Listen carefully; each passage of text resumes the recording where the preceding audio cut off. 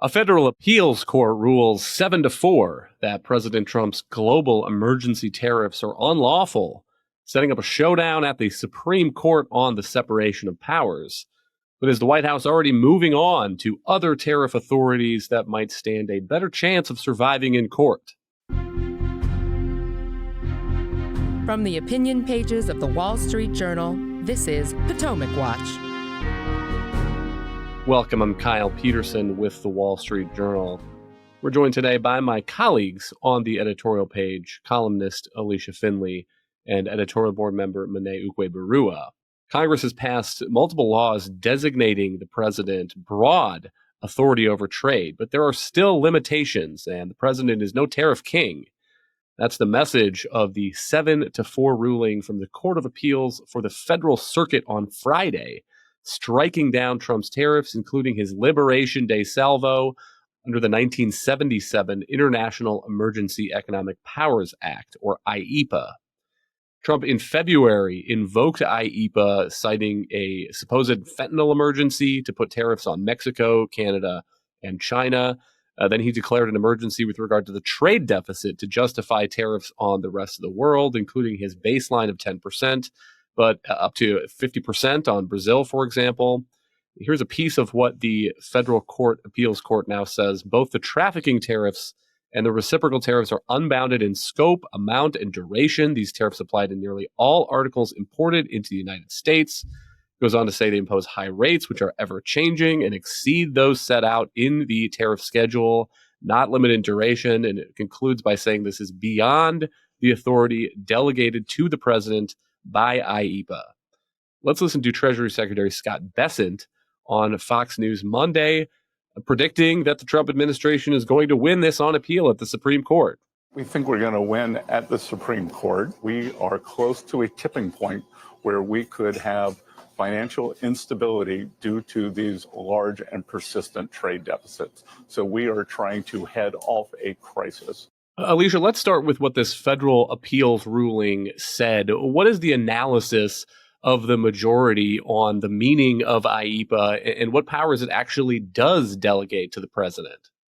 Well, so there was a little bit of a split decision even within the majority, but they basically held that the president's invocation of a national emergency to impose these tariffs, broad-based tariffs, violated the law and the Supreme Court's major questions doctrine. And that's because the law allows a president, if he declares an emergency under the National Emergency Act, to do a broad range of things, but mostly in the past, that has been to place embargoes or to sanction individuals, in Russia, or the President Trump and Biden has used it, but it has never been actually used to impose tariffs. Now, the administration argued that the broad language, the law that allows it to regulate, quote unquote, importation of foreign products, well, inherently means that it could impose tariffs. Now, the 7 judges in the majority said no. Imposing tariffs is very different from actually regulating, quote unquote, regulating imports. They have the words, the terms are very different in many places in federal law. Congress has given regulatory agencies the power to, quote unquote, regulate different activities, including the Securities and Exchange Commission can, quote unquote, regulate stock trading. That doesn't mean that it allows it to essentially impose a tariff or tax it. And the court stressed that a tariff is a tax. And the Constitution gives the Congress the power over taxation and actually foreign trade. And there's no clear authorization or delegation in this IEEPA law to impose tariffs. If Trump wanted, he could ask Congress for it, but the law actually doesn't explicitly provide this authorization. And under the Supreme Court's major questions doctrine, the president requires congressional authorization for any kind of politically or economically significant actions that he undertakes. And the court held that this undoubtedly applies because the president's tariffs affect about 14% of U.S. GDP and $4 trillion worth of imports. So overall, I think there was some dissent for judges held that well, the president deserves deference in the areas of foreign policy, and I think that is definitely an argument that the administration is going to try to stress in its appeal to the Supreme Court. But I think that this is nonetheless a big defeat for the administration. Monet, to underline both of those legal points raised by Alicia. First, IEEPA has been used in the past mainly as a sanctions law, is my understanding, to deal with transactions from Iran and stuff like that. No president has used it to impose tariffs, and the law says that it gives the president power to regulate trade and transactions. But to Alicia's point, a tariff is a tax. So this is the line from the opinion on the Securities and Exchange Commission that says the government's suggestion would mean that Congress delegated the SEC power to tax substantial swaths of the American economy by granting the SEC the authority to regulate various activities. So the point there being that a law passed by Congress telling the executive to regulate the stock market is different from a law passed by Congress authorizing taxing of stocks and stock transactions. The major questions doctrine point, I think, is also important because there is some history here on both sides of the aisle. The major questions doctrine is one of the things that the Supreme Court cited when it struck down President Biden's $400 billion attempted forgiveness of student loans. And there's kind of a parallel to the conversation we're having about what regulate means, because there was a law passed by Congress that granted the executive the authority in certain circumstances to waive and modify student loans. And President Biden said, aha, here we go, $400 billion of waiving and modifying. And that's the point about the major questions doctrine. The Supreme Court saying, if Congress is going to give the president the authority to wipe out $400 billion with the stroke of a pen, Congress needs to say that more clearly than this kind of muddled argument about what waive and modify means. Right. I think on the first part regarding IEEPA and the specific powers and how much power it gives President Trump to regulate imports and regulate transactions between Americans and foreign countries, the government claim in this case that went before the federal circuit was essentially that we know that this law must give the president the ability to regulate tariffs because we know that it actually gives him a greater power than that. They basically say that sanctions are an even more sweeping power. We know that IEEPA lets the president impose sanctions which bar transactions altogether. So it must necessarily also include a lesser power, which would be merely to impose a fee on those transactions without barring them outright. But I don't think that makes sense. And the federal circuit essentially rejected that argument because the tariff power is different in nature. It's not just a smaller sanction. By imposing tariffs, the president is essentially infringing on a separate authority of Congress to impose tariffs, which they have not in this specific law given the president the authority to do, despite the fact that in other laws they do so. And I think that that's an important principle. For example, there could be emergency powers of the National Guard to shut down traffic if they think that there's some kind of public hazard. But that doesn't mean that the National Guard then has the ability to allow traffic conditional on the driver paying a fee to the federal government.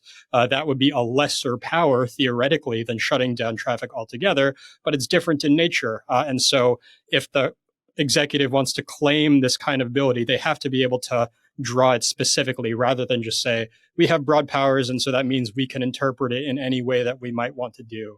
And then with regard to major questions specifically, it's very clear that the courts generally are more permissive of the president to read broadly into a statute on matters of foreign policy and national security than they would be of domestic policy. The opinion that laid down the major questions doctrine in the form that it comes to us now had to do with environmental regulations, which is primarily a domestic concern. But there was a note from Justice Kavanaugh saying that the interpretation will be different with regard to foreign policy. And that's something that the government is also pressing in this case. But I still think that in a situation where there are shared responsibility between the executive and legislative branches, something like tariffs, where the Constitution specifically gives the legislative branch authority over that, it becomes clear that the president doesn't have unchecked foreign policy power in this area. It has to be negotiated with Congress. And so essentially, if Congress is going to give the president some ability over this area, that should still be very clearly articulated in the text of the law. The president doesn't have a broad authority to essentially determine how much power he himself has when it's Congress delegating responsibility to him. And so if they chose not to do so in IEEPA, then it seems as if the government's argument fails that because it's foreign policy, the major questions doctrine doesn't apply. Alicia, what's your read of this question on foreign policy? Because that is one of the arguments the administration made. And it's true that in many cases and in many circumstances, judges and courts are pretty deferential toward the White House and the elected president of the United States on questions of foreign policy. But you can also imagine ways that the shoe could be on the other foot here. I mean, you could picture the next Democrat coming into the White House and saying, we have a global climate emergency, and therefore I'm going to declare that under IEEPA, and I'm going to start putting tariffs on countries that have higher than average carbon emissions or greenhouse emissions. And that is a way that we're going to fight climate change. And then going to court, when that would inevitably go to court, and saying, this is a foreign policy matter. Judges are not allowed to jump into this. So what's your read of how this appeals court deals with that question? Well, I think there are several important points to make in addition to the excellent ones Monet made. One, there are various other laws that Congress has passed that has granted the executive the power to impose tariffs for various reasons. Section 122, which allows the president to impose tariffs up to 15% if there is to remedy balance of payments deficits, which is essentially the trade deficit. There's Section 232, which allows the president to use tariffs in the name of national security to protect national security. Trump has invoked that actually in a number of cases for steel and aluminum auto parts. There's Section 301, which is what was the basis for the Trump tariffs on China in his first administration, to address countries or trade practices that discriminate against Americans.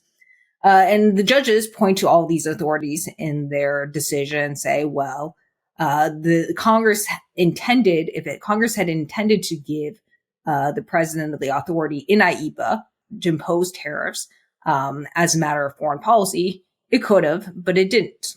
I think one other thing that's important to keep in mind also is that trade is inherently a congressional prerogative or regulating this. It's not really, yes, it involves tangentially some kind of negotiations of foreign policy, but if you take the administration's argument, they could essentially claim anything, as you point out, is a national emergency or involve some kind of national security element to impose tariffs on anything. For instance, and this is actually relates to something that is going on right now, they could say that dependence on China or India for drugs is a national security emergency, and then just impose them willy-nilly on drug makers as a way to what the Trump administration is now doing, as a way to kind of force drug makers to give them the most favored nation price.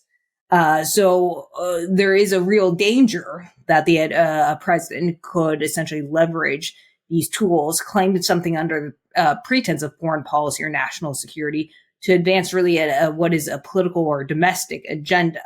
And so I think while justices or judges are reluctant to second guess an administration or limit his authorities in terms of foreign policy, I think they also they will also be very skeptical of this kind of broad-based invocation because it opens the door to all kinds of other abuses under the national security laws. Another argument that the White House is making, at least in public, is a consequentialist one. Here's the president on Truth Social. Without tariffs and all of the trillions of dollars we have already taken in, our country would be completely destroyed and our military power would be instantly obliterated. Other officials you hear talking about maybe there would be an economic crisis if the government is forced to pay back that money. For the record, go look at the Treasury Department's latest monthly statement, and it says that year-to-date customs duties so far in the fiscal year are $136 billion. And Monet, obviously, $136 billion is a lot of money. On the other hand, 2 points. One, the United States government has been running annual deficits lately of something like $2 trillion. So if paying that back pushes that up by $136 billion, that is not, I won't say it's a rounding error, but that is not what is going to be pushing the U.S. government into the red or the black in the fiscal year. And two, if the conclusion of the legal system is that the Trump administration has unlawfully collected $100 billion or so from importers, from American consumers, then the right thing to do, and what the Supreme Court, I assume, would do, would be to tell the Trump administration to pay that back. And I don't think the executive gets to ratify an overreach of its power by pointing to the consequences if the courts strike it down, any more than the Biden administration could have gone to the Supreme Court and said, listen, we've already promised these millions of people that we're going to forgive their student loans and they're not going to have to pay that. How can you possibly roll that back? Well, we have a constitutionalist, conservative Supreme Court that looks first at what the law is. Yeah, I think there's a small amount of legal savvy in Trump deciding to publicly make the case that this tariff revenue is a huge boon to the federal government, in the sense that the Supreme Court does consider reliance interests when it rules. Basically, what are the effects of the current legal regime, and would overturning a particular law or reversing a lower court, would that jeopardize some important interest that the federal government has or that the public has? That's supposed to be a subordinate concern to what the law itself says, but there's no doubt that the Supreme Court does consider it. And so Trump seems to be trying to build in this sense that the country has become dependent on these tariffs in a very short amount of time. But as you point out, that essentially cuts both ways. If Trump is saying we're raising this massive amount of revenue from the tariffs, then that clearly suggests that the major questions doctrine would be triggered by them because it is having this sweeping effect on the economy. And so if his interpretation of the law is incorrect, that means the Supreme Court has a special responsibility to reverse that and make whole all of the businesses and individuals who have paid that revenue unjustly to the government. But I do think politically, it's also an incredible turn to have a Republican president essentially arguing that this amount of revenue is vital to the government, and basically saying that this tax is extremely necessary. Generally, what we have seen from President Trump in his big, beautiful bill and in other initiatives has been the idea that we need to cut taxes and return revenue to the economy to businesses and individuals who are going to reinvest it and actually drive growth. And so it seems like for the purpose of protecting his tariffs, he's essentially baking in this idea that increasing federal revenue is a good thing, whole stop. And part of the issue there is that he claims that this tariff revenue is being paid only by foreign parties, that it's being paid by the businesses that are selling to American consumers, and none of it's coming out of American hands at all. But of course, we know that economic study after study points out that that's not true, that American consumers and businesses are already saying that our import prices are increasing because of President Trump's tariffs. And so as a matter of fact, this is something that is hurting a lot of Americans. And if it also happens to be violating the law for all the reasons that we've discussed, then I think the Supreme Court is going to go ahead and right that matter. Alicia, do you think that there's any doubt that the Supreme Court is going to take this case? And second question, despite the confidence that you heard from that clip, Treasury Secretary Scott Bessent saying that he thinks he's going to win, are you seeing any evidence yet that the Trump administration is trying to move already to some of these other tariff authorities that you cited a moment ago, including Section 232 on national security? I mean, are there suggestions that inside the White House, despite that confidence in their legal position that they are projecting about IEEPA, that they are getting ready to switch their argument here and try to reimpose some of this Liberation Day policy via other means?